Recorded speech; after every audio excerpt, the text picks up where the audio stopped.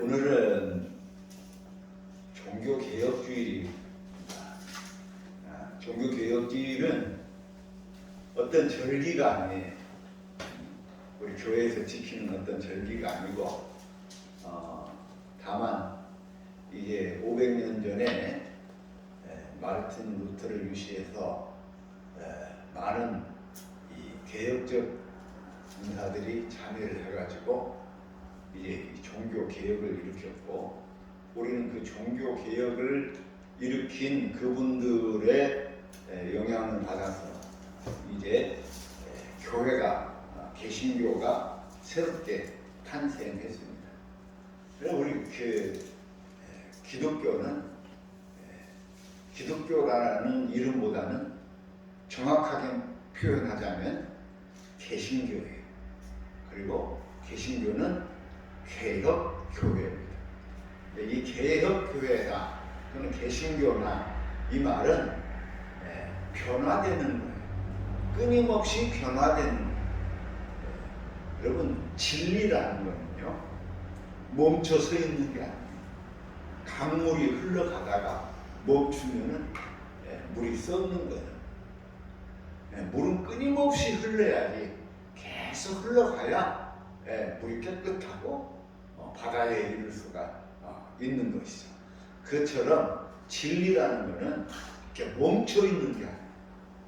물론 성경은 진리 말씀이, 근데 지 말씀이 오늘 우리들의 삶 속에서 끊임없이 재해석되고 끊임없이 흘러가야 올바르게 그 말씀이 적용되고 그 말씀이 역사할 수 있게 되는 거예요. 그래서 우리는 개신교 또는 개혁교회라는 것을 잊지 말아야 됩니다. 억지로 자꾸 그 개신교를 감추려고 하고 개혁교회라는 이름을 감추려고 하는 것은 바람직하지 않아요. 그냥 있는 그대로 말해서, 장로교는 무슨 교냐? 장로교 개신교예요. 장로교는 개혁교예요. 존 칼빈이 장로교회를 만들었는데 장로교회 모토가 개혁하는 교회예요. 그래서 우리는 끊임없이 개혁을 해요. 그런데 이 개혁을 하지 않고 변화가 없으면은 앞서 말씀드린 대로 교회는 침체되고 썩게 되고 무너지게 되는 거예요. 우리 종교개혁이 일어난 지 지금 500년이 넘었어요. 네? 500년이 넘었는데 우리 한국 교회가 이 병든 것이 뭐냐면 500년 전에, 그리고 500년 전이면 어떤 시대인지도 아세요? 우리가 그 공부할 때, 역사에서 공부할 때 중세시대라고 합니다만은 그야말로 요즘 말은 이조시대 때예요. 조선시대 사회를 생각해 보세요. 그런 때에 일으킨 개혁이에요. 그때 이제 마틴 루터가 종교개혁을 일으킬 때에도 그 시대적인 정황이 있어요.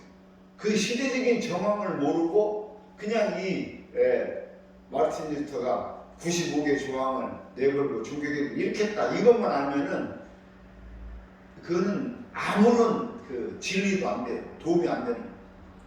그 시대적인 정황을 알고 마르틴 루터가 무엇 때문에 어떻게 개혁을 하려고 했는가 하는 것을 알아야 돼요.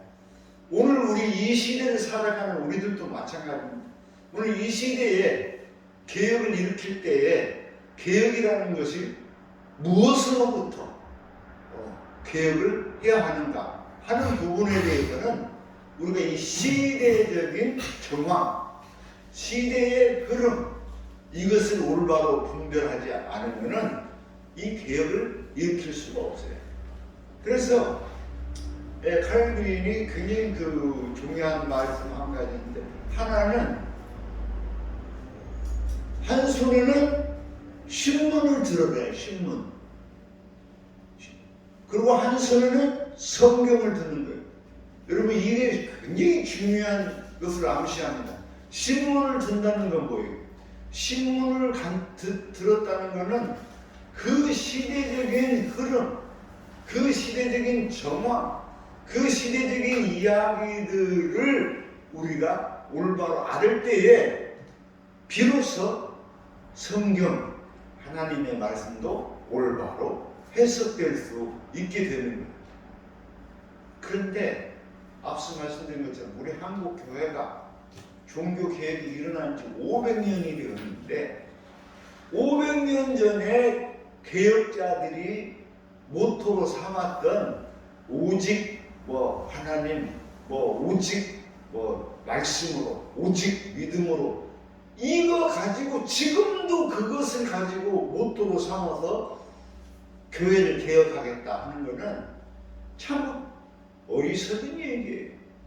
그거는 그 500년 전 그 시대 때에 로마 교황청이, 여러분, 로마 교황청이요, 어마어마했어요. 지금도 저는 안 가봤습니다만 이 바티칸을 가면은 그게 이 로마 교황청의 상징이야. 근데 이 로마 교황청이요, 한 도시에 불과하지만 세계적으로 그 위력이나 그 힘으로 놓고 보면은 어마어마한 국가 권력이 그 안에 있어요. 그래서 우리나라 대통령이 어디 방문해봤자 방송도 안 나와. 예? 우리나라에서나 방송도 나오지. 그런데 바티칸 로마 교황청에서 교황이 어디를 방문했다? 세계 신문에 나오는 거예요.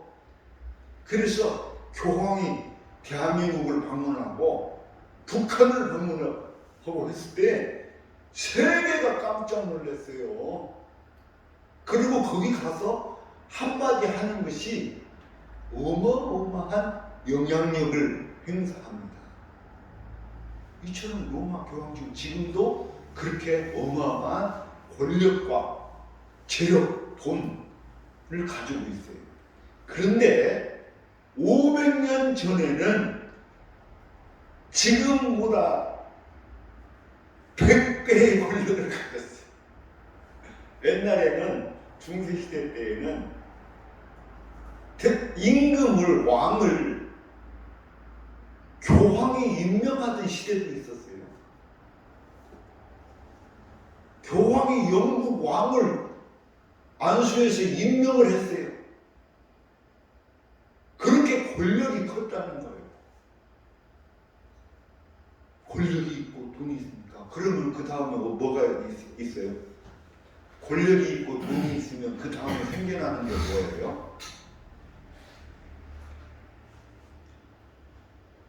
자, 권력 있고 돈이 있으면 그 다음에 생겨나는 거는 부조리가 생겨나는 거예요. 비리가 생겨나는 거예요. 악이 생겨나는 거예요. 그래서 교황의 한마디는 법보다도 위에 있어. 영국이나 프랑스나 독일이나 이런 나라들의 법보다 교황의 한마디 말하는 게 더 위에 있어. 권위가 있어. 이건 하나님 말씀하고 똑같은 거예요. 그런 시대에 돈이 이제 많아지니까 이 사제들이 타락을 하는 거예요. 그래갖고 사제들이 결혼을 해요, 안 해요? 우리 장모님 신부들도 결혼해요, 안 해요? 네. 안 하잖아요. 그런데 사제들이 첩첩을 두는 거예요. 한 명만 두는 게 아니라 몇 명씩 두는 거예요. 그리고 땅을 소유하는 거예요. 그래갖고 그 땅을 소유하니까 소장농들한테 세금을 받아가지고 사제들이 어마어마한 부자가 되고 갑부가 되는 거예요. 그리고 막 마누라 몇 명씩 거느리고 그리고 우리 잘 아는 대로 면죄부를 파는 거예요. 면죄부. 너 이거 안 가지고 가면 너 죽어서 지옥 가. 그래가지고 면죄부를 파는 거예요. 그러니까 교회의 권력이 앞서 말씀드린 것처럼 권력이 있고 돈이 있으면 그 다음에 생겨나는 게 뭐예요? 타락하는 죄를 짓는 거예요. 악행하는 거예요. 그래서 이 사제들이 어마어마한 땅을 소유하고 교황을 신격화하고 그냥 온갖 비리의 온상이 되는 거예요. 그런 상황 속에서 마르틴 루터가 종교 개혁을 일으킵니다. 무엇 때문에? 로마 교황청의 권위가 너무 세. 그래서 면죄부를 팔아. 그런데 구원은 누구를 통해서 받는가? 로마 교황청에서 면죄부 써주면은 그놈 갖고 천국 가는 게 아니라 구원받는 것은 하나님의 은총이다. 오직 믿음이다. 그리고 로마 교황의 말이 하나님의 말이 아니라 성경에 있는 말씀이 하나님의 말씀이다 하고, 이렇게 마르틴 루터가 종교개혁의 모토들을 세워서 그래서 종교개혁을 일으킨 거예요. 할렐루야. 이 배경을 알아야 돼.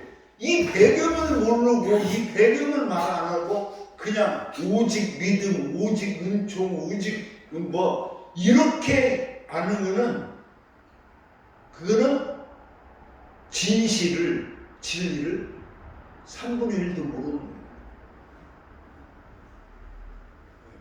그래서 그런 배경 속에서 마르틴 루터나 칼빈이나 크리스토빙글이나 수많은 믿음의 선각자들이 생명을 걸고, 얼마나 많은 사람들이 이 로마 교황청을 상대로 해서 종교개혁을 일으킬 때에 수천 명, 수만 명이 죽었어요.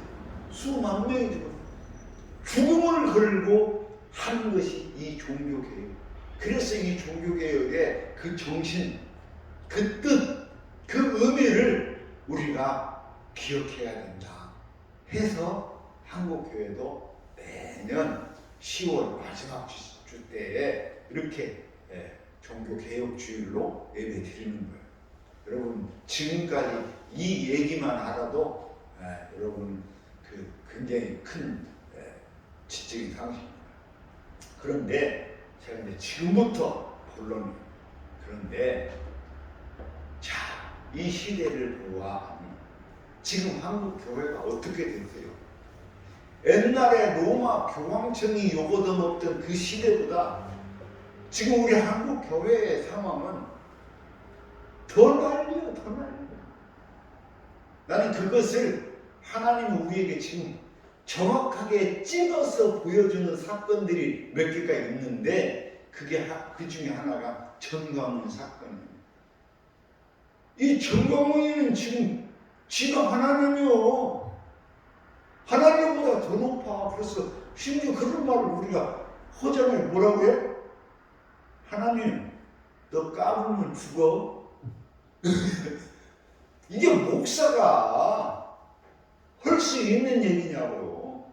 하나님, 너 까불면 죽어. 지 친구요. 뭐요? 그런데 그렇게 말할 수 있는 거는 앞서 말씀드린 것처럼 권력이 생기니까, 힘이 생기니까, 돈이 있으니까 이 짓을 하는 거예요. 온통 개망나니 같은 짓을 하잖아요. 그래도 천주국 교황은요, 도둑질을 하고 나쁜 짓을 해도요, 점잖게 신사같이 칙령을 발표하고 법령을 발표하고 그러죠. 그런데 좀 죄송합니다. 오늘 좀 말이 좀 거칠어도 이 정광훈이는 그냥 개망난이에요. 그냥 개망난. 무슨 말이든지 지 입에서 나오는 말이 그게 진리요. 응? 정말 우리 목사가 또는 신부가 종교인이 해서는 안 된 말들을 그냥 수없이 쏟아내면서, 여러분 우리 뭡니까 유튜브 보면은 그냥 육두문자로 욕하는 거는 일상적이요. 그거 윤씨라고 똑같더라고. 응? 윤 누구예요 그거? 응? 요즘 한참 응? 똑같아. 막 육두문자를 그냥 막 내뱉어버려. 그리고 그냥 여러분 사람을 제대로 알고 뭘 평가하고 말을 해야지. 그냥 저 간첩이라고 하면 간첩이야. 빨갱이요 하면 빨갱이. 이런 이 현상은 하나님이 오늘 우리에게 니네 한국교회 정신 차리라. 지금 망해가고 있다. 이미 망했어. 응? 이런 정말 이 인간 같지도 않은 개망나니 같은 이런 것이 목사라고 하고 하는 이 니네 한국교회 이미 끝났다. 이거. 그 다음에 그 이 정광훈이를 둘러싸고 있는 이 한기총. 이 한기총 이것들은요 회장을 이제는 정광훈이는 이 한기총 회장 만년 전 회장이 왜 총회도 안 해? 이건 이미 망한 단체예요. 망한 단체. 이게 망한 단체라 누구 관심도 없고 우리 교단에서도 안 나가고 뭐 안 그냥 만년 이제 회장. 그런데 이 아까 말씀드린 것처럼 돈 있고 권력 있는 목사들 그리고 뭔가 좀 이 그 부스럭이라도 주워 먹으려고 하는 사람 이 목사들 그것들이 그렇게 거기에 붙어가지고 마치 지들이 한국 교회를 대표하는 것처럼 막 퍼질러는 거예요. 그냥 막 똥인지 된장인지 사방에다가 막 퍼질러는 거예요. 전에 내가 한 번 깜짝 놀란 것이 이 한기총 회장 한 번 하는데 돈이 얼마 드는 줄 아세요? 10억씩. 그 돈 넣고 회장으로. 그러니까 이거 뭐예요? 이건 매관 매식하는 거. 돈 주고 그 집을 사는 거예요. 천주교보다 타락해도 제가 볼 때는 10배 이상 더 타락합니다. 매관 매직은 돈으로 표를 사. 그런 이 죄악. 그런데 이놈들이 죄송합니다. 이놈들이 그것만 하면 괜찮아. 신천지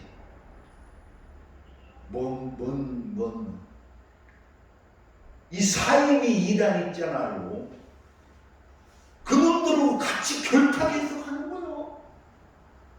지금 뭐 광화문에서 야들 집회한다고 하는데 뭐 거기에 3분의 2는 신천지요. 그런 이단 사임이들 신천지는 명확하게 이단이라고 규정이 되니까 그렇지만 이단인 단체들을 면죄부를 줘버려. 아까 면죄부 판다고 했잖아. 면죄부를 줘가지고 정통교회를 만들어서 이 매매를 해서 이 지금 이 아주 더럽고 악한 짓을 합니다. 지금 우리 한국 교회가 그렇게 됐어요. 이 속에서 여기서 우리가 어떻게 해야 되나? 어떻게? 이제는 한국 교회는 정말 다시 초대교회로 돌아가서 다시 이제 믿음을 회복해야 하는 그런 시점. 한 가지만 말씀을 드리고 오늘 다음 주에 더 말씀드립니다. 우리가 보통 기독교인이 가장 즐겨 사용하는 말이 있어요. 그리고 그것이 말이 어떻게 보면 읽는 타당한 것 같아요. 하나님께서 하셔. 그냥 당신 가만히. 그리고 좀 믿음이 있다고 하는 사람들이 그래요. 하나님이 하시니까 나는 가만히 있어. 우리 교회 질 때도 하나님이 다 하셨고 우리 뭐 할 때 하나님이 다 하셨어. 이거는 여러분 하나님이 나를 불러세운 의미를 거꾸로 하는 거예요. 하나님 일꾼만 들어버려. 하나님이 나보고 일을 하라고 그랬는데 나는 일 안 하고 뒤처지고 있고 하나님을 일꾼만 들어버려. 이런 참 결실한 인간이 되겠어. 그러니까 어떤 현상이 일어나냐면은 옛날에 그런 재밌는 얘기가 있어요. 시내버스를 타고 갑니다. 가다 보면 차가 오른쪽으로 휙 휘어져. 그러면 오른쪽 휙 휘어지면은 왼쪽으로 확 넘어질 거 아니에요? 그 왼쪽에는 이쁜 아가씨가 타고 있어. 그게 왼쪽으로 확 넘으면 하나님 감사합니다. 하나님의 은총. 그러다가 또 차가 왼쪽으로 휙 휘어져. 그러면 오른쪽에는 할머니가 있어. 할머니한테 붙어 있어. 아이고 하나님 시험 들게 하지 마.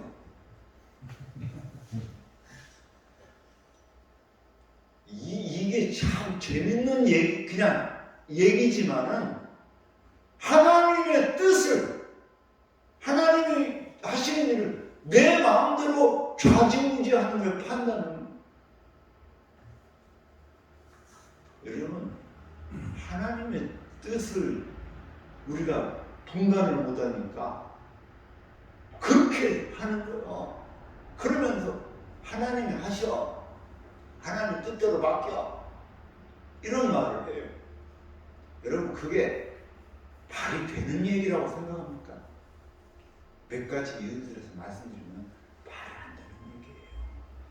하나님은 나를 부르신 까닭이 있어. 나로 하여금 무엇을 하도록 부르셨고 요청하고 있어. 지금도 나에게 말씀하고 있어요. 할렐루야. 지금도 말씀하고 있어요. 우리 안 집사님 말씀 잘 하고 있어요. 우리 김 집사님 잘 하고 있어요. 우리 이상김 집사님도 마찬가지예요. 지금 하나님이 나한테 주시는 말씀이 있어요.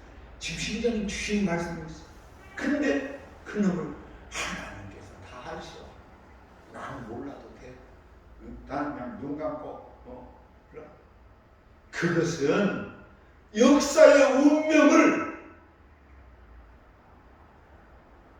악한 사람들에게 내던지는 맡기는 것도 똑같은 거예요. 누가 그런 말을 하잖아요. 투표를 하지 않는 사람, 대통령 선거에 투표하지 않는 사람, 국회의원 선거에 투표하지 않는 사람, 시장 선거에 투표하지 않는 사람, 이 사람은 투표를 하지 않음으로써 가장 멸시를 받아야 될 인간을 세워서 오히려 내가 그 사람의 종로로 두는 거예요. 투표가 그렇게 중요해요. 우리가 하는 일이 그렇게 중요한 거예요. 모든 일이 다.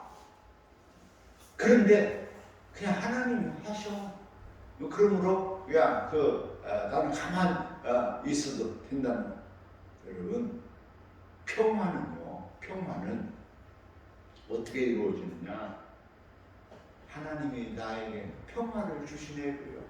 그리고 기독교인들은 그때만 내게 강 같은 평화 노래를 불러요. 그러면 평화가 옵니까? 평화가 와요? 몰라. 그 노래 부르는 순간에 그냥 거기에 독취해갖고 내게 강 같은 평화하니까 그냥 그 순간에 독취돼갖고 뭔가 오는 것 같아. 근데 노래 부르고 나서 예배 끝나고 나면 허전해. 이게 뭐지? 막연해. 평화는 그렇게 옵니다. 평화는요, 예를 들어서 이런 거예요. 내가 공의를 행할 때, 그래서 성경은 그렇게 말해요. 공의를 심어 평화를 이룬다. 공의를 강물같이. 그러니까 공평할 때 평화가 오는 거예요. 나하고 누구하고 이렇게 있는데 나는 이렇게 높고 여기 낮으면은 평화를 느낄 수 있겠어요? 내가 짓누르고 있는데, 내가 다 지켜보고 있는데, 공평할 때 평화가 오는 거예요. 남북의 문제도 마찬가지입니다. 모든 문제. 그래서 성경은 공의를 심어 평화를 이룬다고 이렇게 말하는 거예요. 그러니까 조금 더 현실적으로 말하면 여러분, 내가 선한 일을 하고 착한 일을 하고 그러면 거기에서 평화가 오죠. 내 친구가 지금 아팠어. 그래가지고 병원에서 링겔을 맞고 침 질질 흘리고 그러고 있어요. 근데 그 생각하는 게 마음이 아파. 그래서 이 사람 몸에 좋은 거 뭐라도 좀 사갖고 가서 병문안하고 위로하고 빨리 일어나. 우리 일어나서 옛날처럼 뛰어야지 하고 이렇게 위로하고 그러고 오면은 어때요? 그러고 오면은 평화가 와요 안 와요? 그러고 나면 평화가 오잖아요. 기쁨이 오고 그러잖아요. 그래서 평화라는 것은 이렇게 선을 해놨고 착한 행실을 통해서 이거 오는 것이지 저절로 오는 것이 어디 있어요? 네, 이렇게 한다고 되는 게 아니라 교회가 온전해지고 바르게 가기 위해서는 뭐가 필요해요? 우리의 헌신이 필요하고 우리의 노력이 필요하고 그래서 교회를 바로 세우기 위한 우리의 노력과 우리의 열정과 우리의 사랑이 실천되어질 때 비로소 거기에서 바른 교회의 모습을 회복할 수 있다. 그런 것입니다. 여러분, 하나님을 개망나니의 일꾼으로 만들지 마세요. 특히 나 같은 더러운 인간의 하수인 만들지 마세요. 인간이란 존재가 어때요? 인간이란 존재는요, 정말로 불합리하고, 정말로 추잡하고, 조금만 저기 하면은, 기분이 좋으면 그냥, 간도 쓰레기도 다 떼어줄 것 같이, 이렇게 하다가, 조금만 기분이 상하고, 잘못되면 그냥, 우는 사자같이 덤벼들고 너 때문이야. 그런 변덕스러운 존재가 인간 아니에요? 그런데 지 생각대로 지 마음대로 하나님을 지 종으로 시켜. 우리는 하나님 뜻대로 살아야 돼요. 하나님 뜻대로 해내야 돼. 그것을 우리가 어떻게 알 수 있느냐? 하나님 뜻을 참 분간하기 어려워요. 그래서 우리는 하나님께서 우리에게 말씀하신 성경 말씀을 통해서 하나님의 뜻을 분간하는 거예요. 더욱이 예수님께서 우리에게 가르쳐 주신 이 말씀을 중심으로 해서 우리가 분별하는 거예요. 그렇기 때문에 지금 오늘날 우리가 종교개혁을 일으킨다면은 무엇이 하나님 뜻대로?